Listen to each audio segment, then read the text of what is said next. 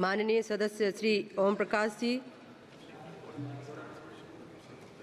धन्यवाद सभापती महोदय।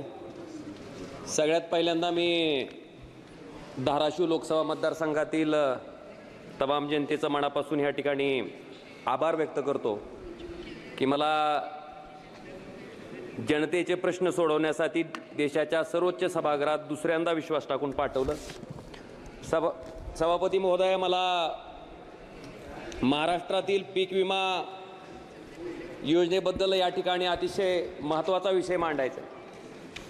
सभापती महोदय, प्रधानमंत्री पीक विमा योजना नेमकी कुणासाठी आहे? शेतकऱ्यासाठी आहे का कंपन्यासाठी आहे? हा प्रश्न पडावा इतपत या योजनेची परिस्थिती आहे। सभापती महोदय, मला आपल्याला आकडेवारीवरून सांगायचं आहे की 2016 ते 2023 ह्याच्या दरम्यान फक्त महाराष्ट्र राज्यामध्ये केंद्र सरकारचा हिस्सा, राज्य सरकारचा हिस्सा आणि शेतकरी हिस्सा असं मिळून जवळपास कंपन्यांना 33,060 कोटी रुपयाचा प्रीमियम त्या ठिकाणी भरला गेला आणि कंपन्यांनी जो क्लेम त्या ठिकाणी शेतकऱ्यांनी दिला तो आहे फक्त 23,874 कोटी रुपयाचा।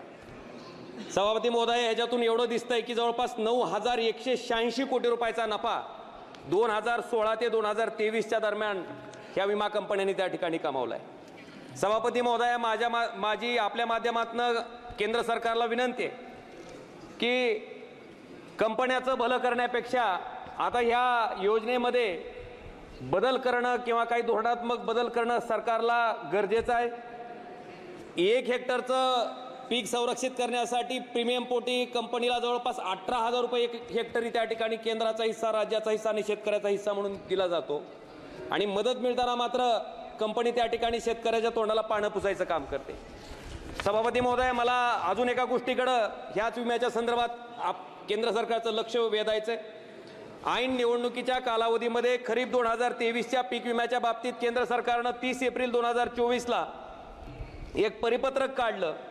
ज्या परिपत्रकामुळं परत केंद्र सरकारचं धोरण कंपनीला धार्जिन आहे असं त्या ठिकाणी दिसतंय। सभापती महोदय, मला आपल्याला सांगायचं, आपल्या माध्यमातून सरकारला सांगायचंय की 2023ला खरीप पीक विम्यासाठी धाराशिव जिल्ह्यातील 7,53,382 शेतकऱ्यांनी त्या ठिकाणी विमा उतरवला। पैकी 5,19,273 शेतकरी त्या ठिकाणी या विम्यापासून वंचित आहेत। सभापती महोदय, त्याचबरोबर बार्शी तालुक्यातील 88,560 शेतकऱ्यांनी त्या ठिकाणी पीक विमा उतरवला।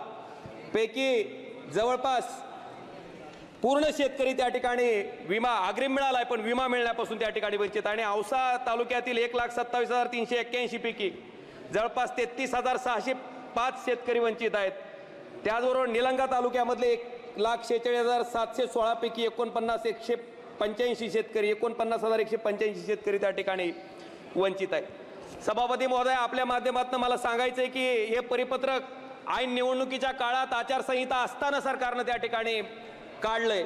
हे परिपत्रक जाचक आहे ज्याच्यामुळं पीक विमा त्या ठिकाणी शेतकऱ्याला मिळण्यापासून अडचण येते आणि हे परिपत्रक रद्द करावं असं मी माननीय भारत सरकारच्या कृषी मंत्री महोदयांना 1 जुलै 2007 रोजी वैयक्तिक पत्राद्वारे मी त्या ठिकाणी मागणी केली आहे। माझी आपल्या माध्यमातून केंद्र सरकारला विनंती आहे की ह्या पीक विमा योजनेच्या बाबतीत केंद्र सरकारनं फेरविचार करावा।